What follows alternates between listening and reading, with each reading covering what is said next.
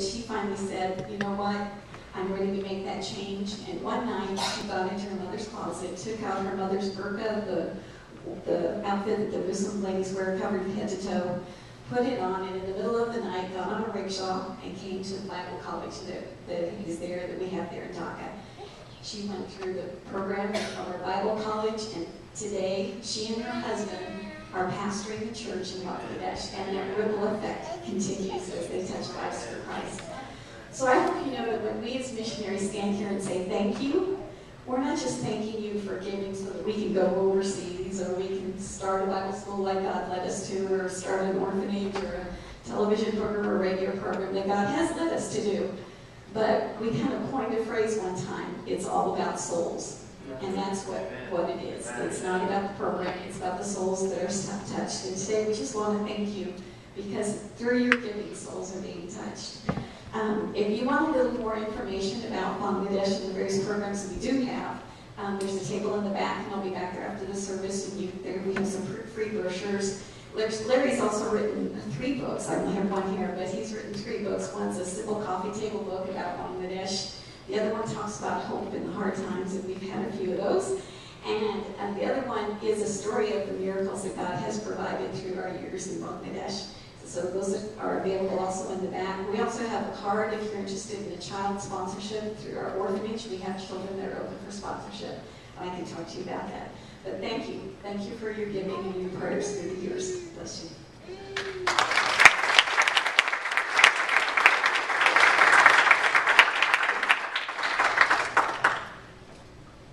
Thank you very much. It's good to be with you this morning. I don't know what you know or think about missions or missionaries, but it's just like Sharon was saying, it's all about souls. And I don't know if that video started yet. Is it going? No. We have the video, it's not working? Okay, that's okay. We just have a video that, when it's working, it just shows a whole lot of people, more than you can just even imagine. Because we have a lot of people in Bangladesh. You know, missions is about lost souls, people that are in the multitudes, you know, in a place like Bangladesh. God called us to that place. We went out there in 1979. We got out there. It wasn't a new work. There were only 12 churches of the Assembly of God. The Assembly of God allows us to go out 4 years at a time, and then come back for a year like this to raise the support to do the things that He's put up on our hearts. And so we went out, with, you know, as new missionaries back at that time with as much zeal as anybody had. You've heard of missionary zeal. We had a big case of it. We were going to turn that place right side up for Jesus, and they gave the whole 4 years to do it. Isn't that great? And so we gave it our best, worked hard. It wasn't, like I said, it wasn't a new work. The work had officially started in about 1949, and yet before that it was a part of India, and so some of the missionaries from India came over, and some of the little churches started up in what is now Bangladesh. It was India, and East Pakistan, and then Bangladesh. And so we had a few little churches started, but after all of those years, when we got there, just 12 churches. Like I said, we worked hard, gave it our best, and had those 4 years to do it. And after 4 years, praise God, we still had 12 churches. Isn't that great? We hadn't lost one of them. All 12 are still there. And, you know, I'm not so easily dissuaded. So we came, did the year, then went back, and now we're veteran missionaries. Of course, veteran missionaries are supposed to know what to do, you know. And so we gave it our best. And I believe in church growth. I believe in people getting saved. We worked towards that end. And we did have church growth in those next 4 years. We zoomed right on up to, well, 17 churches. Anybody ever been discouraged? Am I the only one, huh? You've got to understand, by that time it was 10 years of our life and only 5 more little churches. You've got to understand, we've got a lot of people. We've got millions upon millions. We've got 166 million people in Bangladesh. In those 10 years, we had an increase of 30 million more people in Bangladesh. We growth rate of almost 3 million more people every single year. That's our growth rate, not our birth rate, not our death rate, but our growth rate is that. And so to have 5 more little churches in 10 years was hardly anything. What's worse is we had 17 missionaries, husband, wife, and 1 single lady when we first went out. And by the time 10 years had gone by, it was just Sharon and I, and that was it. Everybody had left for one reason or another, not bad reasons, but they had left. And during that time, it didn't seem like anything was going well. We had struggle after struggle, problems. It looked like Jesus had just dusted the dust off his feet and left that place. And I cried out to him and said, oh God, if you want to use us someplace else, send us to some other country, use our ability, use our time that we have left in some other capacity, some other place, and God, everybody else is going, you know, I volunteered to go too. And the Lord spoke to me at that time. Don't you love when God speaks to you? Amen. Well, normally I do. But basically that's what he said to me. He said, if this is what I have for you, then what's that to you? And I began to realize one more time who's Lord and who's not. And it's best you get that figured out. You better get that figured out because you're just going to have a miserable time until you do. So you better get it figured out. He's Lord, you're not. That's what it is. And you can struggle with that. Go ahead, knock yourself out. But it's just not worth the fight. It just really isn't. Learn that lesson. And you'll be happier in Him. Brother, you said God's a good God. You said that over and over. He is a good God.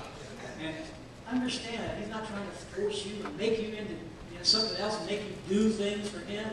You know, one of the scriptures that came up on the screen as we were sitting there, delight yourself in the Lord, He'll give you the desires of your heart. You can read that a couple of ways. Have a good time in Jesus, He'll give you all the goodies. Well, that may not be the right way to read that. You know, as you delight yourself in the Lord, He begins to put desires in your heart. And sometimes it just don't even make sense to the rest of the world. Does it make any sense that God would put a desire in our heart to go to Bangladesh, one of the poorest countries on the face of the earth? One of the most popular, overpopulated places on the face of the earth. It doesn't make sense in the natural. But God has put that desire in our heart. That's the joy of our life. It has been for all these years because God put that on our heart. So He's that kind of God. He gives us desires that maybe nobody else can even understand. He puts them there. You're not going to have a great time until you really follow those desires that He's put there. Bangladesh is a challenge. It indeed is. Like I said, we have a lot of people, 166 million people, in a place about the size of Iowa. Now let me help you as to what that's like a little bit. Don't have a map around, okay? Can you get a map of the United States in your mind? Got that? Go down to New Orleans. They're all lined pretty much straight up, basically west of the Mississippi River. Got that in mind? Did you forget Alaska? How about Hawaii? Got that? Now add all of Canada. Wow. You take everybody in that whole vast region, put them in a place the size of Iowa, and that's what it's like in Bangladesh. Just absolutely incredible. And we have less than 1/3 of 1% of the population that even call themselves Christian. And of course, not everybody calls themselves Christian, but it's like to be truly born again. And so we have just a microscopic minority of people that truly follow the Lord. So it's a challenge. It is indeed a challenge. And what do you do in face of overwhelming challenges? That's one of the first things you face when you get into a place like that. Overwhelming, just absolutely overwhelming. What do you do? Our city is Dhaka, 16 million people. Our city is more than some 57 other countries. That's how many people. We just got a bunch of people. Let me help you because what that's like. You took everybody out of Oklahoma, Kansas, Nebraska, South Dakota, North Dakota, Montana, Wyoming, Colorado, and New Mexico, and put them in a place, well, that's about 10 miles by 10 miles. That's how bigger it is. Wow. That's what it's like in our city. No. Missions is about the lost. And we have overwhelming lost still that haven't come to Him yet. I would have you turn to your Bibles this morning to 2 Samuel chapter 23. However, I'm afraid I'll lose you if I read it. For one thing, there's names. How many of you have gone through biblical names before? And I would stutter over those this morning, but I want to get to the point that I want to make. If you go there, around the 8th verse, you'll find that the lives of 3 of David's mighty men are given there. Now we know there's at least 30, maybe more. It doesn't name them all, but it specifies 3. And so I've read that through many times, but recently I looked at it again, and in light of the kinds of challenges that we have, I could relate to it. I mean, the first man stood with a spear. Now, the Bible's not telling me to do this, okay? He stood at his ground with a spear and killed 800 people. That was the first time. That's overwhelming, friends. To take a spear and take on 800 people. That's a challenge. Now, that was a nation building at this time. God was doing something different with the nation of Israel. I'm not asking you to go out in the streets and kill out all the wicked. Let's don't do that. All right? Let's get that very, very clear. But when there's an onslaught of the enemy, we sometimes just have to stand our ground and say, this is where we're going to be, this is what's going to happen, and we're not going to quit, even if the rest quit. You'll see some places where the nation of Israel, the rest of Israel, quit. They left him, and you know, in the second man, they left him. Everybody else left him, and they came back, and his hand was stuck to the sword, and they found that, you know, the whole field full of people were dead because he didn't give in. They did, but he didn't. It doesn't matter what your friend next to you does or doesn't do. It's what is God asking you to do. What's He saying to you? And it may make a big difference to a lot of people. That's right. And so stand your ground. That's basically the challenge I want to talk to you about this morning. But as I was reading this, I'm going to use this as a launching pad.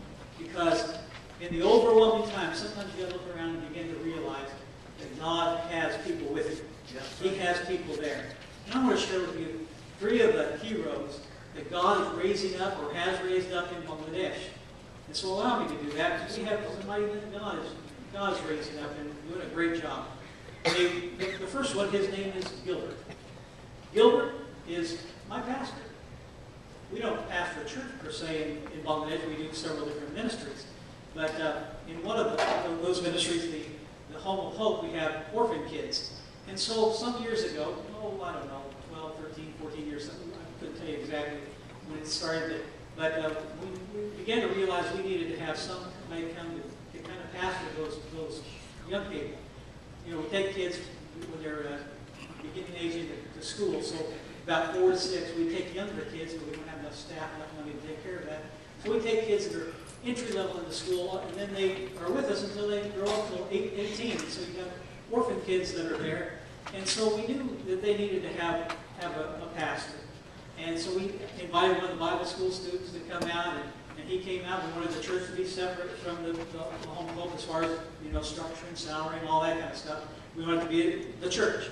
And so we were looking for a pastor and just kind of, you know, letting some guys come out to see how they would do, and then we'd start, you know, getting more official, really looking in to have a pastor. And so Brother Gilbert came out, and he was a good preacher, fire, hailstone, and all those things. You know, he could preach. He talked about sin and all those things. And he was a hard preacher, a good preacher, but a hard preacher. And maybe it wasn't exactly age appropriate for some of those kids, you know.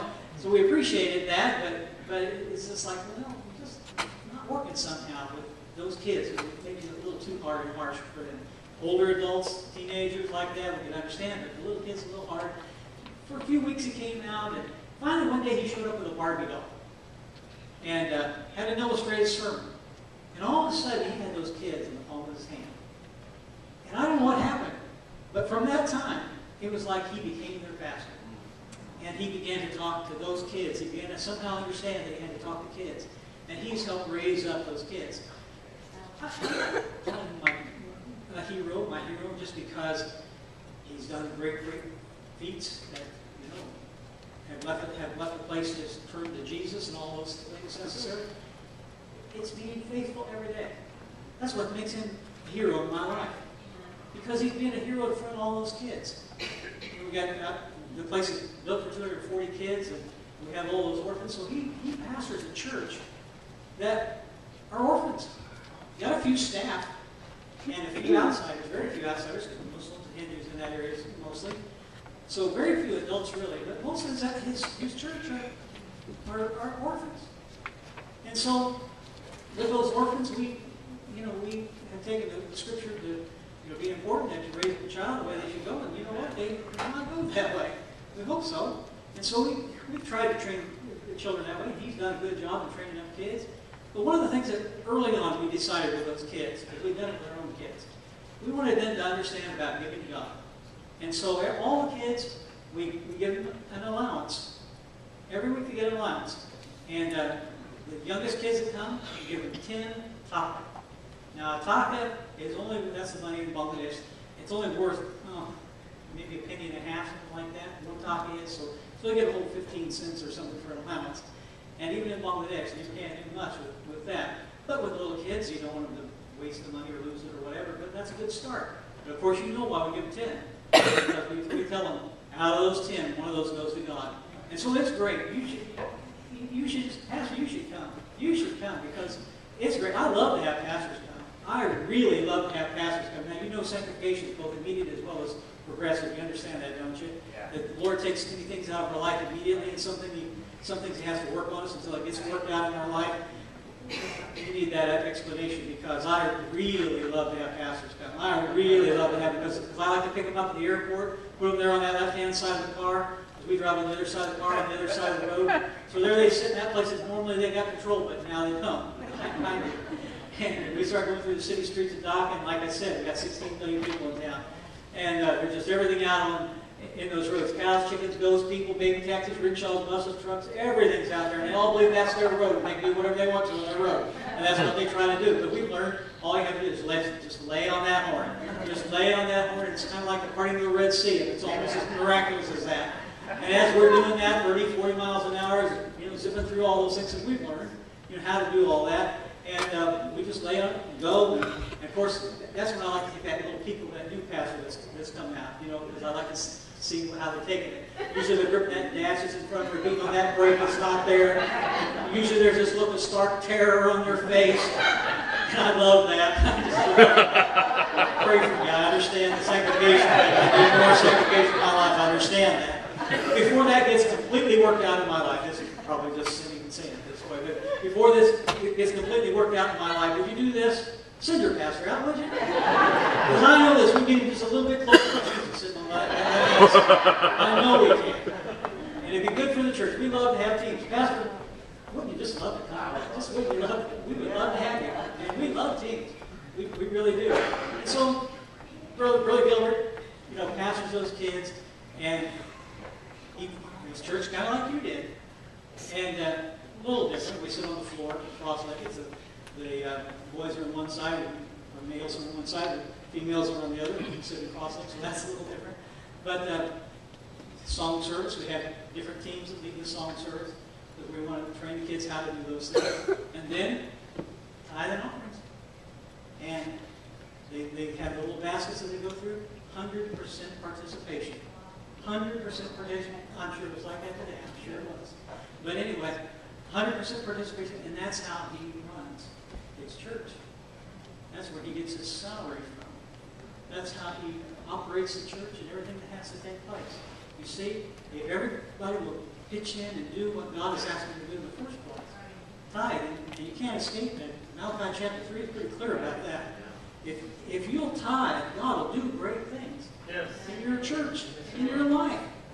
It's not, the pastor's not trying to build you of money and those kinds of things. He gets a salary and this board probably sets it and all that. It's not like that. You've got to run the church. You've got to pay the electricity. You've got to do all those things. And how do you do it? After that, do you reach out to the nation and the community all around? You've got to do it with what God has set in motion, a plan. Taxation, if you would, but a set tax, a 10%. And it's amazing what you do. If you just do that. Right. Church do that. Brother Gilbert does that. With orphans. With orphans. And that's one of the things that makes him such a hero in my life. He's faithful to the things that God has said. And does them. And after that, then he has something like he did this morning. He usually introduces us just maybe a little bit different. He has prayer for people that are sick or has needs like that. But usually what he does before, the first time he did it, it's like caught me off guard. And because we don't normally do this, but he's done it several times. Mostly he does it. He'll say, how many of you are healthy? And he'll ask for a show of hands. How many are healthy? Let me do that. How many are healthy here this morning? See, take a look at that. And that's a testimony of the fact that God takes care of us. Most of the time, we're healthy. Most of the time, God has blessed us. Most of the time, God has been a good and mighty God and provided for us in so many ways. And it was just a reminder. He just reminds us of that. And then after that, he said, well, now if there are any sick, then let's pray. And he prays for them. He doesn't shirk that side of it at all, but he lets us know that God's a good God. And he's doing great things. Brother Gilbert believes that. And then you know what he does? takes up the building fund. You weren't expecting that, were you? We had an evangelist come out, I don't know, a few years ago, some years ago. God had just given us a piece of land that's adjoining towers, and he'd come out, and we took him up to the 4th floor of the dorm for the kids, and we had those slat roofs that you can walk on and all that. So from up there, you can see the campus and see what's going on from down there. And so I got up there and said, well, now there's a piece of land that God just gave us. And he said, what are you going to do with that land? And I said, right over there, that's where the clinic's going to be. Right over there is where the school's going to be. And right over there is where the church is going to be. And he said, oh, that's great. And he said, would you let me go back and build that church? Raise the money so we can build that church. And I think I shocked him because I shocked myself. I know that. I said, no. And like I said, I shocked myself. I said, we'll take half. I said, if we don't do the other half ourselves, it'll never be ours. And it's got to be ours. Right. Church, this is your church. Right. This is your church. It's not the pastor's church. It's yours. And if we're going to make something of this church, it's got to be us. Right. You'll be what you want this whole community to see. You'll be that. Well, church, be a great church. Decide to be a great church. Decide that your pastor is going to be your hero. That's right. See, you get to decide that. If you want to make him a chump, believe me, that's not hard to do. You can make him a chump if you want to do that. All you have to do is backbite, talk about him, drag him, blame him, and I'm not fed. Well, who's supposed to feed you anyway? Don't you feed yourself at home? Get fed. Get into the Word. Feed yourself. All right? Let's not complain about the pastor. Let's make him our hero. And you know what? If you make him your hero, you've got to have some kind of leader. Make him your hero. Make him your leader. God will talk to him about what should be done to win this community. And then get behind him and help him all that you can. And great things will happen in this church. Amen. Brother Gilbert took a couple of our Bible school students. They were former Home of Hope students. And we have a meeting, a pilgrimage every year. That's what we've been on this video here, are the crowds. 6 million people come to visit DACA every single January. And they go out to this pilgrimage, strict Orthodox Muslim people, and the last day, after 3 days, they say amen, and 6 million people go home. 4 different directions. It takes 4 hours to see the flow. Just absolute, it just fills the screen full of people just marching. And you can, for 4 hours, you can see that. And, you know, masses upon masses. Brother Gilbert this last year, he got together some little Bible school students, or former Home Hope students, went out with tracts. He could only get 18,600 tracts, but that's what he did, and took them out to that mass of people and handed them out. God's helping. God's giving him courage. God's giving him wisdom. And that's what makes him a hero in my life, is he does the faithful things and not afraid of the onslaught, not afraid of the overwhelming masses, not afraid of any of it. He's presenting the gospel, and that's what makes him a hero. Make your pastor your hero, would you?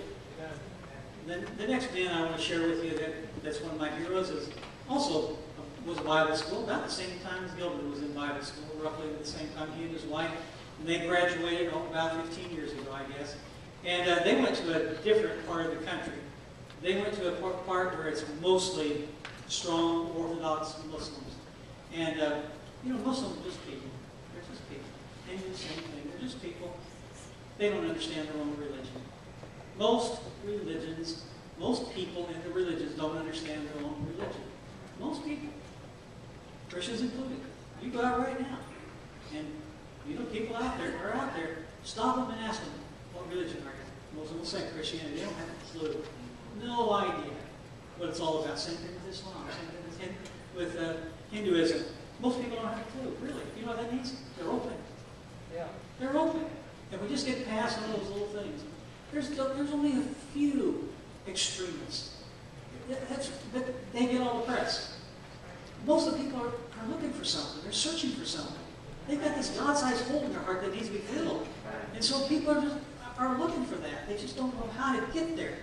We need to help them get there. That's right. Well, Sinton Mir and his wife went up to the Muslim area, and, you know, wise as serpents, harmless as doves. As long as you don't cause a lot of trouble, you're not going to have a lot of trouble. And so they went in and went into that community and just loved the people and those kinds of things. Well, there were some people that were in opposition. And after some time being there, they, came to a regular thing with it. They did at the end of the year, watch night service. So December 31st, ushering in the next year, they would have an all-night prayer meeting. And so he was getting ready for the all-night prayer meeting, went to the little store, got all the snacks and those kinds of things to share with people during that all-night vigil. And as he was coming back, it was winter, like I said, December 31st, and it was cold in Bangladesh, dead of winter. It's not as cold as it is today. So that's why I have my coat on today. It's cold for me. Anyway, and so it doesn't get below the 50s at night. And so, but when you're out there living and all that, believe me, it feels cold. So he had a stick coat on, the kind of coat that you and I here would wear if it was 0 or below. And so he had that coming back with the snacks and all that. And some guys came up on a motorcycle, 3 of them, and jumped off the motorcycle and began to harass him. Well, one thing led to another, and they pulled out their knives and stabbed him 9 times. Another guy pulled out his gun and shot him in the face. That dropped him. There were some Bible school students who were there to help him during the Christmas and New Year time. And they just happened to be coming up right at the time when all this was going on. And as they showed up, those guys got on their motorcycle and ran off. And they were able to save Centumir and got into a clinic. But then it was 18 months of surgery after surgery. He had to reconstruct his face. They had to pull out fragments of bone and blood out of his face and reconstruct his face. And they don't have the greatest doctors there, so it's not the greatest job. But at least he looks presentable now. The horrible scar on his face. But 18 months of getting to that place, and all that time very weak. Got to near the end of the 18 months, and began to feel stronger. And told the leadership of Bangladesh, as soon as God, he said, I've got to go back to my church. I'm strong enough now. I've got to go back. And they said, well, you can't go back. They'll kill you. They've already tried. He said, no, I've got to go back. God's called me to that place, and I'm going back. And he would take no for an answer. And I tell you what, 2 days ago, because we have our services in Bangladesh on Friday, because that's the day that's off in Bangladesh, because being most of the country that we're in. And so we have services, not all places, but many places he does. On Friday, he was in that pulpit preaching the gospel, and God helped him. He's the presbyter of that section now. God has raised him up. But that's not really the only hero, and maybe not the biggest hero in this little story. Maybe one of the biggest heroes in the story was his wife. For those 18 months, she pastored the church in a place where they had tried to kill her husband. The work's going forward. They're doing great work. God's a good God. He's a good God, friends. He's a good God. He'll take care of us. And yes, there's overwhelming onslaught of the enemy, an overwhelming onslaught of sin, and all those things. But you've got to stand up to it. You've got to stand your ground. You can't run away from it. You've got to go right into it. You've got to challenge it. And so that's what we're trying to do. The last person I want to share with you is not one of our national celebs, but one of our missionaries from some time ago. We got out there, like I said, in '79. The Hawks had been out there since 1949. They were our first resident missionaries after the partition had happened in India. India got their independence from Great Britain, but at that time when that was happening,